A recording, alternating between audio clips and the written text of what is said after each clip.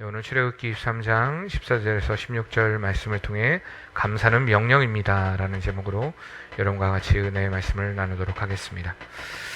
그저께는 우리 큰아들이 오더니 빨리 내일이 와서 학교를 갔으면 좋겠다, 밤에 오자마자부터 내일 빨리 학교를 갔으면 좋겠다라고 이야기해서 제가 너무 기특하더라고요. 학교가 애가 재미있구나, 학교를 가고자 하는 마음이 굉장히 크구나. 그래서 물어봤습니다. 왜, 학교에 무슨 좋은 일 있니? 그랬더니 물으니까 내일이 금요일이잖아요. 그래서 그래, 금요일이지. 이제 내일만 가면 학교 안 가도 되잖아요. 그래서 내일이 학교 가는 게 좋다라고 얘기했던 것입니다. 참 제가 하도 어이가 없어갖고 아무 말도 안 했는데요. 어쩌면 우리 직장인들에게도 물어보면 빨리 주말이 왔으면, 빨리 좀 쉬는 날이 왔으면, 이런 말을 참 많이 듣습니다. 매번 주일 저녁마다 지긋지긋한 또 일주일의 삶이 열렸구나 라고, 언제 주말이 오려나 라고 그렇게 탄식으로 시작하는 삶이 있고요. 또 어떤 이들을 보면 내일 또 새롭게 시작할 그 일들을 통하여서 하나님께서 어떻게 일하시고 또 하나님께서 어떻게 역사하실까 기쁨으로 또한 감사함으로 시작하는 이들도 있습니다. 여러분들은 과연 어떻게 일주일의 삶을 시작하십니까? 또 이제 오늘 저녁에 딱 잠자리 들기 전에 드디어 내일부터 또 일주일이 시작이구나, 지겹다, 여러분 이렇게 시작하시겠습니까? 아니면 하나님께서 나의 삶을 어떻게 이끌어 가실까에 대해서 그동안의 이끄심에 감사하면서 여러분 감사의 고백으로 주님 앞에 나아가겠습니까? 2019년을 시작한 지가 얼마 되지 않은 것 같은데 벌써 반년이 지났습니다. 앞으로 남은 반년 하나님을 기대하는 은혜가 있길 바랍니다. 무엇보다도 하나님을 향한 감사의 고백으로 정말 하나님이 나의 삶을 온전히 이끌어 가신다라는 그 믿음의 고백을요 먼저 드리시길 바랍니다. 하나님 감사합니다. 따라해볼까요? 하나님 감사합니다. 우리의 삶을 이끌어 가실 것을 감사합니다. 여러분, 우리의 삶이 아직 어떻게 이끌어갈지, 어떻게 되어질지 모르겠지만 성경을 통해 보면, 특히 시편 기자의 고백들을 통해 보면 아직 끝나지 않은 상황에서 아직 그는 어려움을 겪고 있지만 하나님 앞에 미리 감사하는 그런 모습을 보지 않습니까? 그런 것처럼 우리가 하나님을 향한 감사의 고백으로 나아가는 은혜가 있어야 할 줄 믿습니다. 우리가 잘 알듯이 오늘은 맥주 감사 주일입니다. 사실 도시에 살면서 농사를 짓고 있지는 않기 때문에 이런 감사절기가 우리에겐 직접적으로 와닿지는 않습니다. 그러나 우리가 어느 곳에 살든지 하나님을 주신 하나님께서 우리에게 주신 그 땅을 통하여 주신 은혜의 열매가 없다면 우리는 이 세상을 살아갈 수 없기에 우리는 감사하지 않을 수가 없습니다. 더군다나 도시에 사는 우리가 더 감사해야 되는 것은 우리는 수고하지 않고 우리는 노력하지 않아도 그 음식들을 먹을 수 있으니까 얼마나 감사한지 모릅니다. 그러니까 더 하나님께 감사해야 한다는 것입니다. 오늘 말씀해 보니까 하나님께서 이스라엘 백성들에게 1년에 3번의 감사의 절기를 지키라라고 말씀하는 것을 보게 됩니다. 3가지의 절기에 관해서 명령을 하고 있는데 그것이 다 감사와 관련 있는 절기라는 것입니다. 먼저 첫 번째로 보면 하나님께서는 이 430년 동안 그들의 삶 가운데 80년을 제외하고는 모두 종으로, 노예로 삶을 살다가 이제 하나님의 능력으로 해방시켜 주신 그 구원의 날을 지키기 위해서, 애굽에서 해방된 그 구원의 날을 기념하기 위해서 지키라고 하신 그 첫 번째 날이 무엇입니까? 바로 유월절입니다. 유월절을 지키라고 말씀하십니다. 유월절은 우리의 달력으로 말하면 한 1월 14일쯤 됩니다. 유월절을 지키라라고 명령하십니다. 그리고 두 번째 명령은요, 하나님께서 초막절을 지키라라고 명령하십니다. 이게 7월 15일입니다. 우리의 달력으로 말하면 사실 오늘 우리가 7월 7일이니까 실질적으로는 다음 주가 되겠죠. 7월 7일, 7월 15일. 이 초막절이라는 것은 처음 거둔다라는 그런 의미에서 초실절이라고도 하기도 합니다. 그리고 보리를 추수한다라고 해서 맥추절이라고도 말하기도 합니다. 이 또한 초막절의 다른 이름인 칠칠절이라는 그런 이름도 있는데, 예수님의 그 제자들이 마가의 다락방에서 성령을 받았던 그 오순절의 바로 전날을 또한 가리키기도 합니다. 그리고 세 번째 날은요, 하나님께서 주시는 이 곡식을 다 거둬들이고 난 후에 이 곡식과 알곡을 주신 하나님께 감사드리는, 그리고 수장절이 있습니다. 이 수장절은요 9월 24일입니다. 어쨌든 이렇게 3번의 절기를 지키라고, 그러니까 이스라엘의 그 추수를 보면요 1년에 크게 2번, 그러니까 봄과 가을로 이들이 수확을 하게 되는데, 이 봄에는 보리와 밀을 수확을 하게 되고요, 가을에는 포도, 무화과, 석류, 감람나무 열매 등을 수확하기도 합니다. 그렇기 때문에 이러한 것들을 통하여서 하나님께서 이 모든 이 절기 가운데 하나님 앞에 나와서 하나님께 이 감사의 표현을 드리라라고 말씀하고 있는 것입니다. 14절 말씀해 보듯이 너는 매년 3번 내게 절기를 지킬지니라 라고 이야기합니다. 그러니까 이 절기는 그들에게 지켜도 되고 지켜도 되지 않고가 아니라 하나님의 명령이었다라는 것을 우리가 말씀을 통해 볼 수가 있습니다. 왜 하나님께서는 이렇게 이 3번의 절기를 지키라고 명령하셨을까요? 왜 하나님이 명령하셨다고 생각하십니까? 그 말씀을 통해서, 이 명령을 통해서 과연 하나님 앞에 우리가 어떤 모습으로 나아가야 되는가, 또한 이 감사와 관련된 이 절기들을 통해서 우리가 어떤 고백으로 하나님 앞에 나아가는 것이, 또한 어떠한 감사로 하나님 앞에 나아가는 것이 옳은 자세인가, 우리가 말씀을 통해 같이 살펴보고 은혜를 나누고자 하는데요. 먼저 첫 번째로 보면요, 감사는요, 한번 따라해 봅시다. 성숙한 표현이다. 다시 한번요. 성숙한 신앙의 표현이다. 감사라는 것은 성숙한 신앙의 표현이라는 것입니다. 이스라엘 백성들이 우리가 잘 알듯이 하나님의 은혜로 애굽에서 탈출한 뒤에 40년 동안은 그 방황하는 삶을 살았습니다. 유랑민으로서의 삶을 살았습니다. 하나님께서는 그들에게 분명히 가나안이라는 땅을 약속해 주셨지만 그들의 불순종으로 인하여서 하나님께서는 2주도 안 되는 여정을 40년 동안 이끌어 가십니다. 이 광해 훈련 기간 동안에 이스라엘 백성들은요, 하나님을 전적으로 바라보는 훈련을 해야 했습니다. 그리고 하나님이 세우신 지도자인 그 모세를 따라야 됐고, 그 명령을 따라야 됐고, 그로 인하여서 그의 삶들이, 그러니까 하나님의 명령, 그리고 하나님이 세우신 모세의 명령에 순종하면서 길을 걸어가야 했습니다. 근데요, 우리가 잘 보면 이 광해 훈련 기간 동안에 그들은 풀 한 포기를 심은 적도 없습니다. 곡식을 심은 적도 없습니다. 그래도 그들은 먹고 마시는 것에 대해서 걱정하지 않았습니다. 왜냐하면 하나님께서는 그들에게 매번 주시는 기적의 음식인 만나가 있었고요. 그리고 이제는 고기가 먹고 싶다고 하니까 하나님께서 그들에게 메추라기를 보내줌으로 인하여서 그들에게 고기를 먹을 수 있게 했고, 또 바위를 치면 물이 나옵니다. 이스라엘은 참 물이 귀한 나라인데 치면은 물이 나오는, 또한 갖다 대면 물이 나오는 그런 은혜의 역사들을 통하여서 그들은 먹고 마실 수 있는, 아무 수고 없이 먹고 마실 수 있는 기간이 바로 이 광야의 기간이었습니다. 간혹 우리도 이렇게 얘기를 하죠. 정말 아무것도 안 하고 그냥 먹고 살았으면 얼마나 좋을까. 아무것도 안 하고 먹고 살려면 어떻게 해야 될까요?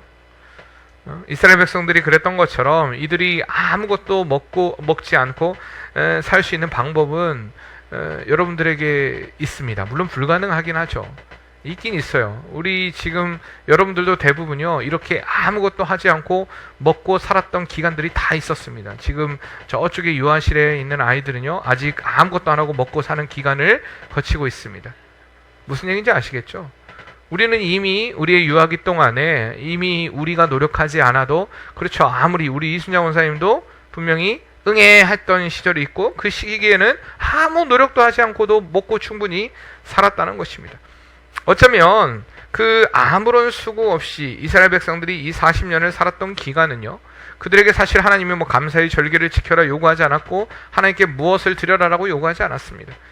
어쩌면 그런 시기, 우리가 지금 이야기했던 건 유아 시기와 같은 시기가 바로 하나님이 그래서 그들을 온전히 입히시고 훈련시키셨던 시기가 바로 이 광야에서의 시기라였다는 것입니다. 그러나 이제 이스라엘 사람들이 요단을 건너고요, 이 가나안 땅에 정착하고 그 해 농사여 수확을 얻은 바로 그날에 하나님께서는 하늘의 만나를 거두어 가십니다. 그리고 그때야 비로소 이스라엘 사람들이 자기들이 농사에 얻은 열매가 하나님이 주신 복임을 알고 하나님께 감사를 시작하는 것입니다. 이제 유아기에서 벗어나 성숙한 시기, 성장한 어른의 시기에 이르게 되는 것입니다. 이것이 바로 맥추감사절의 시작입니다. 그러니까 이렇듯 성숙한 성도들에게는요, 반드시 감사가 이루어지게 되어 있습니다. 감사한다는 것은 이 받아먹기만 하는 그런 어린 시절에서 이제는 내가 벗어나 장년의 단계로 성숙하고 성장했다는 것을 의미하고 있습니다. 이것은 다른 말로 신앙의 성숙을 의미하기도 합니다. 미국의 부흥사였던 D.L. 무디는요, 모든 것 위하여 기도하라, 그리고 모든 것에 대하여 감사하라 라고 말했습니다. 감사가 아직 내게 익숙하지 않다라는 것은 어쩌면 내가 아직 어린아이의 신앙을 벗어나지 못했다라는 또 다른 고백일 수 있습니다. 과연 내 입술을 통해서 감사가 흘러나오는지. 입만 열면 불평과 불만. 그렇잖아요. 어린아이 요즘 선우가 그 자기 의사 표현을 확실하게 하더라고요. 확실하게 나는 지금 기분이 좋지 않아. 왜 나를 이렇게 유아실에 가두는 거야. 으아! 하면서 자신의 의사 표현을 하듯이, 여러분 생각해 보세요. 늘 하나님을 향해 여러분들이 날마다 불평과 불만과 원망으로 산다라는 것은요, 내가 지금 아직 성숙하지 못했다는 것입니다. 내가 어린아이 같은 신앙들 그러면서 이야기합니다. 내가 그럼 여기서라도 이야기하지 않으면 어떻게 하라고. 그러면서 막 퍼붓기 시작합니다. 나 성숙하지 못했습니다. 나 성장하지 못했습니다. 나 아직 애기입니다. 좀 알아봐 주세요. 응애 하고 있는 거와 똑같은 것입니다. 그러나 성숙한 신앙인들은요, 늘 감사가 흘러나옵니다. 어떻게 해서든 주님의 그 은혜와 그 사랑을 생각하면 정말 어쩌면 이렇게 놀라운 섭리와 놀라운 사랑과 놀라운 은혜로 나의 삶을 이끌어 가시는가, 감사하지 않을 수밖에 없다는 것입니다. 그렇기 때문에 감사는요, 성숙의 표현입니다. 이렇게 하나님을 향한 감사의 고백은요, 우리의 입술로만은 그쳐서는 안 됩니다. 이스라엘 백성을 통해서 하나님께서 이 절기를 지키라고 하시고 15절 말씀에 보면 무교병의 절기를 지키라. 내가 내게 명령한 대로 아비벌의 정한 때에 이래 동안 무교병을 먹을지니 이는 그 달에 내가 애굽에서 나왔습니다. 빈손으로 내 앞에 나오지 말지니라 라고 말씀하십니다. 하나님께서는 반드시요, 말로만의 감사가 아니라 내 정성과 내 뜻을 다하여서 내 모든 것을 다하여서 내 물질을 가지고 내 앞에 나오라고 주님께서는 분명히 말씀하고 있는 것입니다. 가진 것을 가지고 하나님께 드리는 것. 그러니까 감사는 말로만 하는 것이 아니라 내가 부족하지만 내 재능을 드리고요, 내 물질을 드리고요, 내 삶을 드려서 고백해야만 그것이 진정한 감사가 되는 것입니다. 누군가에게 만약에 여러분들이 큰 은혜를 입었다면 말로만 고마워, 고마웠어 라고 말하지 않습니다. 정말 그를 사랑하는 그 마음으로 그에게 때로는 선물도 하고요, 그에게 때로는 돈 뭉투를 넣어서 갖다 주기도 하고요, 정말 그에게 또 마음을 다해서 내가 할 수 있는 그 모든 것을 다 하려고 하는 것이 바로 인지상정입니다. 마찬가지로 여러분들이 정말 하나님의 그 은혜를 안다면 하나님을 향한 감사의 고백을 하시길 바랍니다. 말로만이 아니라요, 우리의 삶으로 주님 앞에 드리는 것들. 제가 오늘 재직들에게도 새벽에 문자를 남겼지만 정말로 마지막 우리의 삶 가운데 지금 마지막 시대를 살고 있습니다. 어떻게 내가 하나님 앞에 서야 할 것인가를 스스로 결단하지 않으면 우리의 삶이 아무런 소용이 없어. 막 목사가 날마다 이야기해서 왜 이렇게 우리가 약속한 거 지키지도 않습니까? 뭐 이렇습니까? 그 이야기하면 사실 별로 좋지 않지 않습니까? 우리 스스로가 하나님 안에서 내가 어떠한 모습으로 서야 할까를 정말 주님 앞에서 결단하시길 바라고요. 그리고 그것을 감사함으로 감당하는 그런 복된 성도의 삶이 되시길 바랍니다. 두 번째는 감사는요, 한번 따라해봅시다. 하나님을 바라보는 믿음의 고백입니다. 감사는 하나님을 바라보는 믿음의 고백입니다. 첫째는 뭐라고요? 성숙한 신앙의 표현이고요. 두 번째는 하나님을 바라보는 믿음의 고백입니다. 폴란드의 작은 마을에 콜이라는 아이가 살고 있었습니다. 굉장히 행복하고 단란한 가정을 이루면서 살고 있었는데 이 콜이라는 이 가정에, 이 작은 가정에 큰 환란이 닥칩니다. 바로 2차 세계대전이 일어나게 되고 이 독일의 나치 군인들이 유태인들을 잡아 막 학살을 하지 않습니까? 수용소에 가두고. 그때에 이 유태인을 숨겨줬다는 그런 죄목으로 이 콜이의 가정 역시 다 잡혀가게 됩니다. 하루아침에 이 가정이 풍지박산이 나고 다 뿔뿔이 흩어지고 갇히게 되었는데, 그때 이 콜이는요, 언니였던 이 베시와 함께 같은 수용소에 수감이 되게 되었습니다. 너무나 어려움을 겪고 있는데, 큰 고통 가운데 있는데, 어느 날 신체 검사를 받는 중에 마침 크리스찬 간호사를 만나게 됩니다. 그러니까 예수님을 믿는 간호사를 만나게 되어서 간호사가 조용한 말로 나지막한 목소리로 그 아이였던 콜이에게 이렇게 얘기를 합니다. 혹시 뭐 필요한 게 없니? 갖고 싶은 게 없니? 한번 말해봐라. 그때 이 콜이는요, 그 간호사에게 귓속말로 성경을 갖고 싶어요 라고 얘기합니다. 왜냐하면 이 아이에게 이 감옥의 생활, 아무리 여러 가지 어려움들이 있었지만 가장 큰 그에게 어려움은 성경을 볼 수 없다라는 게 가장 큰 고통이었습니다. 그래서 이 간호사에게 성경을 달라고 이야기를 합니다. 그래서 그 성경을 받아가지고 정말 들킬까 막 노심초사하면서 조심조심 그렇게 애써가면서 성경을 늘 삼키듯이 늘 읽었습니다. 그렇게 읽던 와중에 그의 마음을 강타한 말씀도, 많은 말씀들이 그의 마음 가운데 들어왔지만 그의 마음을 움직였던 말씀이 바로 데살로니가전서 5장 18절 말씀이었습니다. 무엇입니까? 범사에 감사하라는 말씀이었습니다. 그리고 그 말씀을 코리는 가슴에 깊이 새기게 되었습니다. 그리고 얼마 되지 않아 이 코리는 언니 베시와 함께 다른 감방으로 옮겨가게 되었습니다. 그런데 정말 감사가 나올 수 없는 상황이 그 앞에 벌어집니다. 기존에 있던 감방보다도 훨씬 더 더럽고 훨씬 더 습하고 훨씬 더 너무나 열악한, 냄새도 고약한 그런 환경으로 옮겨지게 된 것입니다. 더군다나 그곳에는요, 벼룩이 날뛰고 있었습니다. 너무나 싫어가지고, 여러분, 벼룩 날뛰는 거 저도 많이 보지는 못했지만, 벼룩이라는 것은 진짜로, 하여튼 저는 이 벌레라는 것에 대해서 굉장히 좀 싫어하거든요. 굉장히 싫어합니다. 정말 이 바퀴벌레 한 마리만 봐도 막 너무 힘든데, 물론 여기서 지금도 이렇게 소스라치면서 놀라시는 분도 계시는데, 보기에는 다 바퀴도 때려잡을 것 같은 분들이 그러시니까 좀 그렇지만, 어쨌든 그래요. 저는 무서워합니다. 근데요, 이 코리는 너무나, 분명히 벼룩 범사에 감사라고 했는데, 벼룩도 들끓지, 냄새도 나지, 슬퍼지, 이런 환경 가운데 이른 그 상황을 보면서 도저히 감사가 나오지 않았습니다. 근데 언니 베시가 갑자기 우리 기도하자라고 하면서 나지막하게 기도를 합니다. 그러면서 마지막에 주님, 우리에게 벼룩을 주심에 감사합니다. 코리가 그 언니의 기도에 대해서 아멘 하지 않을 수가 없어가지고 아멘 하고 말했습니다. 이 벼룩을 주심에도 감사하다고, 언니가 그렇게 기도할 줄은 몰랐다고 마음속으로 그렇게 생각하고 있는데, 얼마 지나지 않아서 코리가 이 벼룩에도 감사할 이유가 있다는 것을 깨닫게 됩니다. 왜였을까요? 벼룩 때문에 감사한 일. 이 벼룩이 너무나 들끓다 보니까 그 감옥에는요, 간수들이 들어오지 않았습니다. 독일의 군인들도 들어오지 않았습니다. 얼씬도 하지 않았습니다. 그렇기 때문에 이 자연스럽게 이 벼룩이 가득한 감방에서 그들은 자유로운 교제를 나눌 수 있게 되었습니다. 그 덕에 코리와 베시, 그 자매는요, 많은 사람들에게 복음을 전할 기회를 얻게 됩니다. 그리고 그들에게 복음을 전하게 되고요, 온종일 강제 노동에 시달리고 굶주린 그 여인들이 함께 모여서 저녁이 되면 아픈 곳을 어루만져주고, 또한 서로 양보하고 서로 기도해주면서 이 그리스도의 놀라운 교제를 이루게 되는 것이, 이 감옥이 천국이 된 것입니다. 그래서 이 코리가 벼룩에도 감사한 이유가 있구나라는 것을 깨닫게 되었다고 합니다. 여러분, 벼룩에도 감사. 저는 사실 이게 실감나지 않습니다. 왜냐하면 제가 아까 앞서 말씀드렸잖아요. 벌레가 너무 싫은데 제가 예전에 잠을 자다가 느낌이 좀 이상해가지고 한번 딱 일어난 적이 있는데, 그리고 불을 딱 켰습니다. 불을 켰더니 지네가 이만한 게 제 여기 이렇게 다리 밑으로 기어가고 있더라고요. 너무 소스라치고 놀랬거든요. 근데 생각해보세요. 그 벼룩이 날마다 날뛰는 곳에서 감사한다라는 거. 근데 그들은 하나님 때문에 감사했습니다. 그러한 상황 가운데 자신들의 믿음을 지킬 수 있다는 것에 대해서 감사했다는 것입니다. 우리가 정말 하나님의 은혜를 안다면, 그 은혜 안에 들어간다면 이것이 어떤 느낌인지, 벼룩에도 감사한다라는 말이 어떤 말인지 분명히 확실하게 여러분들 와닿게 될 것입니다.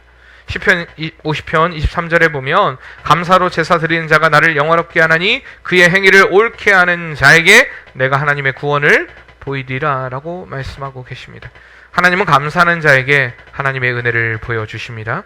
감사로 우리는 우리의 믿음을 보여야 하는 것입니다. 아무 자격이 없고 아무 능력이 없는 우리에게 귀한 생명을 주시고 이 아름다운 세상을 살 수 있게 만들어 주시고, 또한 그 세상을 다스릴 수 있는 특권을 부여해 주신 그 하나님의 은혜를 안다면 우리는 감사할 수밖에 없다는 것입니다. 하나님께서는 이스라엘 백성들 가운데, 이 광야 생활 가운데 계속해서 만나와 메추라기를 공급하신 것은 그들을 향하여서, 너 나만 바라봐, 하나님만 바라봐. 앞서 새벽에도 말씀드렸지만, 하나님께서 에덴 동산에 선악과를 만드신 이유는 왜 하나님이 선악과를 만드셔서 우리를 타락하게 만들었습니까가 아니라, 그 선악과를 통하여서 너의 삶의 주인은 나다, 나만 바라봐라, 네가 내 명령에, 내 말에 순종할 때, 내 언약을 지킬 때 내가 내게 복을 주리라 라는 그 명령 가운데 하나님은 선악과를 주신 것입니다. 그리고 그것을 통하여서, 그 선악과를 봄을 통하여서 하나님을 바라보도록 만드셨습니다. 마찬가지로 우리의 삶 가운데 그 이스라엘 백성들 가운데 만나와 메추라기를 주신 것은 너의 삶의 공급자는 나다, 나만 바라봐라, 이제는 네가 세상의 우상의 모든 신들을 벗어버리고 나만 의지하고 나만 바라봐. 그런 훈련들, 그리고 이제 앞으로 그들이 가나안에 정착하게 된다면 이 감사를 통해 하나님을 바라보고 그들의 신앙을 고백할 수 있도록 만들어 주신 것입니다. 하나님께서 공급하시는 방법을요, 크게 두 가지로 볼 수가 있습니다. 그 공급이 뭐냐면 직접적으로 공급하는 방식, 그리고 간접적으로 공급하는 방식입니다. 직접적으로 공급하는 방식은 아까 앞서 말씀드렸듯이 하나님께서 이 광야 생활 가운데 이스라엘 백성들에게 만나와 메추라기를 주신 것처럼 직접적으로 공급하시는 방식입니다. 그리고 간접적으로 공급하는 방식은요, 노력과 수고의 대가로 얻어지는 방식입니다. 그러니까 하나님께서 우리에게 노동을 주신 이유는요, 바로 이 두 번째 간접적인 공급 방식, 우리가 수고하고 노력하고 일해야만 얻을 수 있는 그 열매들, 결국엔 그 열매가 누가 주시는 것이라고요? 하나님이 주시는 것입니다. 이렇게 간접적인 방법을 통해서 하나님은 하나님을 바라보게 하십니다. 왜 그렇습니까? 인간이 살다 보면요, 노력한다고 다 되는 게 아닙니다. 내가 힘쓰고 애쓴다고 해서 더 좋은 결과를 얻을 수 있지만 있지 않을 수도 있습니다. 그러니까 그 모든 것을 주시는 이가 바로 하나님이다라는 것을 우리에게 보여주시는 그러한 일입니다. 그것을 통하여서 하나님을 바라보고 하나님을 의지하고 하나님 없이는 살 수 없는 존재라는 것을 분명히 보여주기 위해서 하나님께서는 이 간접적인 방식을 통하여서 우리에게 많은 것들을 공급해 주십니다. 은혜 아니면 살 수 없는 인생이 있기 때문에 우리의 삶 가운데 그렇기 때문에 늘 감사해야 됩니다. 하나님 감사합니다. 내게 주신 것에 감사합니다. 그렇게 그 감사함을 통하여서 우리가 하나님을 바라보는 믿음의 고백을 드려야 한다는 것입니다.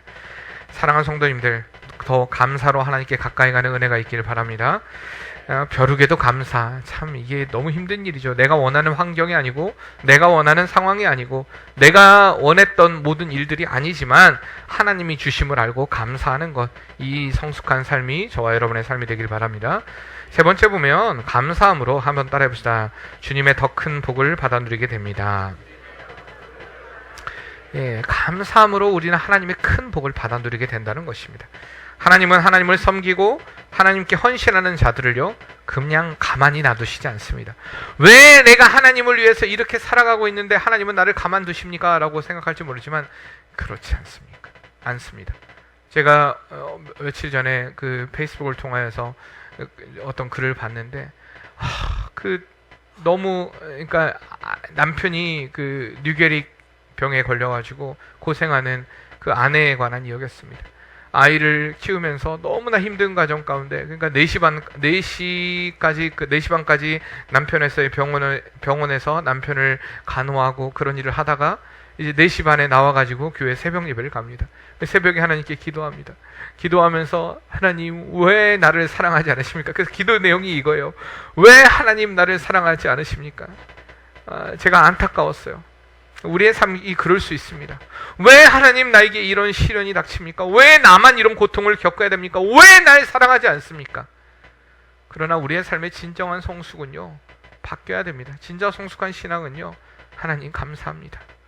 하나님 감사합니다. 물론 우리의 삶 가운데 감사하지 못할 상황이 얼마나 많이 있습니까? 그럼에도 불구하고 목사님 그런 상황은 아니니까 그렇게 얘기하죠. 제 얘기가 아니라 하나님의 말씀입니다. 하나님의 말씀이 우리에게 감사라고 말씀하고 있습니다. 왜냐하면 감사를 통해 하나님의 더 큰 은혜의 복을 누리기 때문입니다. 우리 하나님은 하나님을 사랑하는 자를 한번 따라해봅시다. 하나님을 사랑하는 자를 내버려 두지 않는다. 하나님을 사랑하는 자를 결코 하나님은 내버려 두지 않습니다. 하나님을 향해 발버둥 치고 하나님의 영광을 위해 힘쓰고 애쓰는 자들을 하나님이 결코 외면치 않으신다는 것입니다. 여러분들은 왜 하나님께서 우리에게 이렇게 많은 것들을 요구하시는가? 왜 이렇게 내게 좀 나 편하게 신앙생활하고 싶은데 왜 이렇게 교회 생활하다 보면 보이는 게 많고 해야 할 일이 많고 왜 이렇게 나를 힘들고 귀찮게 하는 걸까라고 여러분 혹시 생각하십니까? 근데 여러분, 그 일이 보일 때 하나님께 감사하시길 바랍니다. 내가 하나님의 영광을 위해서, 하나님의 뜻을 위해서, 하나님의 교회를 위해서 힘쓰고 애쓸 수 있다는 거, 헌신하고 봉사할 수 있다는 거, 여러분 이것은 큰 은혜입니다. 왜냐하면 하나님 앞에 드리고 섬기라고 하는 것은 하나님께서 그에게 내가 나의 복으로 너에게 가득 채우겠다라는 하나님의 선한 뜻이기 때문입니다. 그러니까 하나님의 일이 보일 때요, 우리가 감사해야 됩니다. 왜? 그것을 통해서 하나님이 우리에게 주실 은혜가 크기 때문입니다. 우리는 성경을 통해 보듯이 하나님을 향한 불신의 마음을 가지고 하나님 앞에 온전히 드리지 못한 자들에게 임하는 재앙을 너무나 많이 보게 됩니다. 하나님을 향한 온전한 마음을 가지지 않을 때, 하나님을 향한 온전한 신앙을 가지지 않을 때, 우리가 가인과 아벨의 제사를 통해서도 보지 않습니까? 하나님을 향한 중심의 마음, 중심으로 주님 앞에 드리지 않을 때, 그럼에도 불구하고 우리는 얼마나 많은 순간 가인과 같은 예배를 드리고 있냐란 말입니다. 매 순간 우리가 하나님을 사랑한다 이야기하지만 매 순간 하나님이 기뻐하시는 모습을 하나님 앞에 드리지 못하는 우리의 어리석음들. 그러나 우리의 삶을 통해서 하나님 감사합니다. 그러면서 하나님 내게 모든 것 허락하신 것, 이 모든 것이 하나님으로부터 온 것임을 우리가 인정합니다. 그리고 하나님 앞에 감사함으로 드리는 것. 우리가 찬양하지 않습니까? 모든 것이 주께로부터, 요즘 찬양 잘 안 하는데, 모든 것이 주께로부터 왔으니 예물을 주께 드리나이다. 사람들이 이렇게 고백합니다. 그럼 마음속으로는 모든 것이 주께로부터 왔으니 내가 쓰고 싶은 대로 다 쓰겠나이다. 여러분 사실 이렇지 않습니까? 내가 쓰고 싶은 대로, 내가 하고 싶은 대로 주님이 나에게 주셨으니까 이거 은혜야! 그러니까 내가 내 마음대로 나의 삶을 살 거야 라고 고백하는 어리석은 신앙들. 잠언 8장 17절 18절 말씀해 보면 나를 사랑하는 자가 나의 사랑을 입으며 나를 간절히 찾는 자가 나를 만날 것이니라. 그러면서 18절의 말씀에 부귀가 내게 있고 장구한 재물과 공의도 그러하니라 라고 말씀하고 계십니다. 예수님도 이렇게 말씀하십니다. 마태복음 6장 21절 말씀에 내 보물이 있는 곳에는 내 마음도 있느니라. 하나님은요, 하나님을 향한 마음을 가진 자들에게 반드시 갚아주십니다. 사무엘상 2장 30절 말씀을 보면 하나님은 자신을 경멸히 여기는 자를 경멸히 여기시고 하나님을 존중히 여기는 자를 존중히 여기신다라고 말하고 있습니다. 하나님이 존중히 여기는 삶은요, 이 세상에서 빛이 나는 삶입니다. 존중히 여기는 삶은 하나님께로 또한 하나님께 감사로 드리는 삶이라는 것입니다. 미국에 그 젊은이가 있었습니다. 굉장히 유능한, 공부도 잘하고요. 굉장히 유능한. 근데 어느 날 그가 하나님의 은혜를 받고 내가 이제 선교사로서 삶을 살아야겠다라고 서원했습니다. 그리고 시험에도 합격을 했습니다. 기도하던 중에 아프리카에 남들이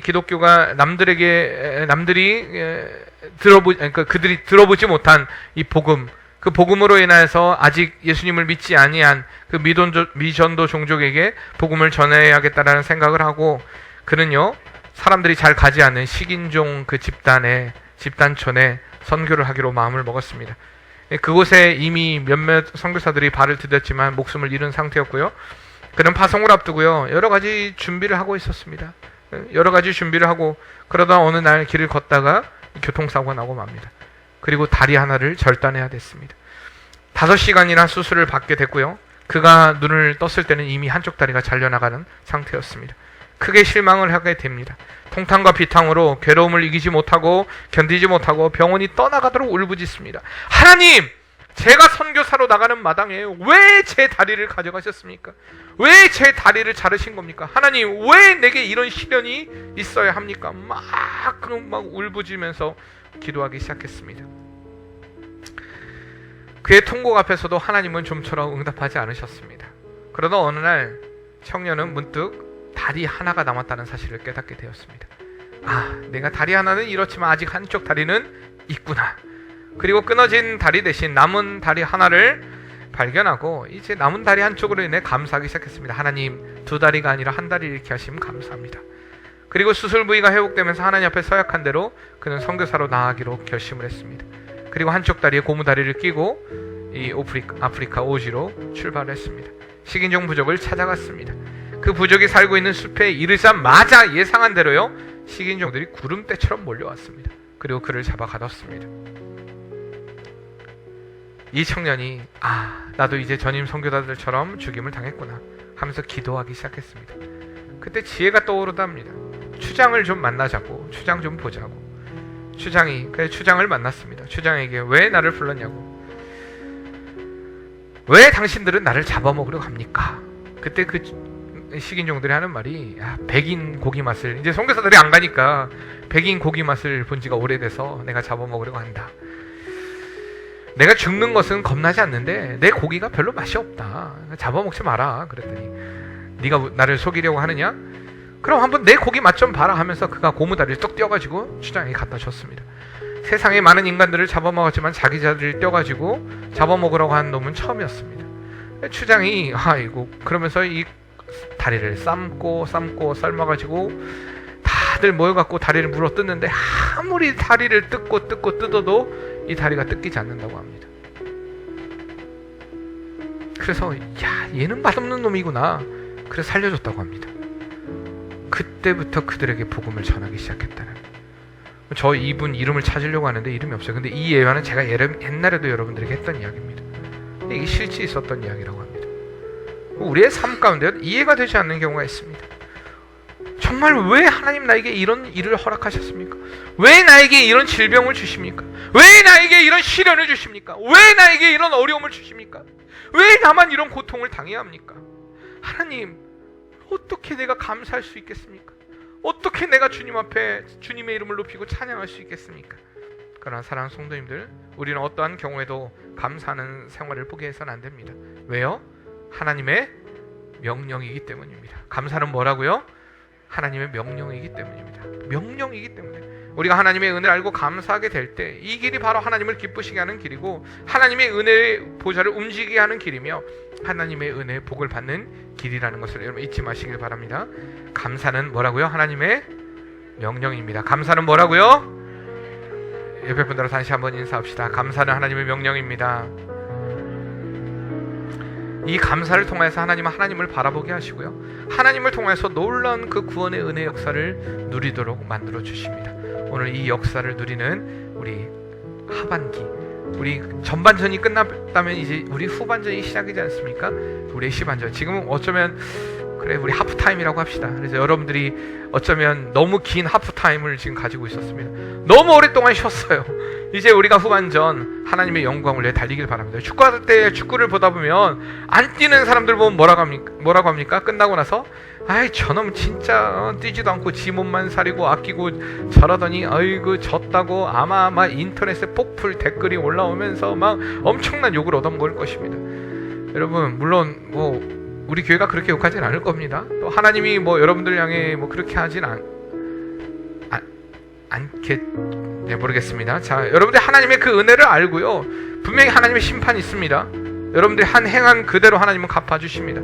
하나님 앞에 내가 어떤 모습으로 서야 할 것인가를 여러분 분명히 믿음으로 결단하고요, 믿음으로 바로 서는 은혜 역사가 있길 바랍니다. 우리 한번 주의 은혜를 생각하며 찬양합시다. 날마다 숨 쉬는 순간마다 내 앞에 어려운 일 보내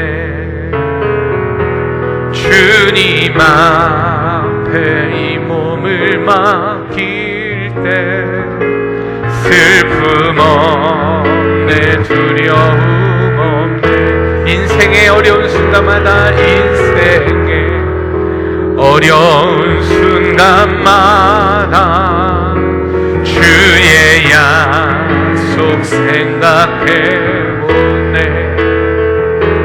내 맘속에 믿음 잃지 않고 말씀 속에 위로를 얻네 주님의 도우심 바라보며 모든 어려움 이기도다 흘러가는 순간순간마다 주의 약속 새겨봅니다. 주님의 도우심 바라보며 모든 어려움 이기도다 흘러가는 순간순간마다 주의 약속 새겨봅니다. 흘러가는 순간순간마다 주의 약속 새겨봅니다. 우리 같이 하신 기도할 때 하나님 주의 명령이 우리에게 있습니다. 하나님께서는 감사라 명령하셨습니다. 그럼에도 불구하고 우리의 삶의 불평과 불만과 엉망으로 살았던 것들을 주님 용서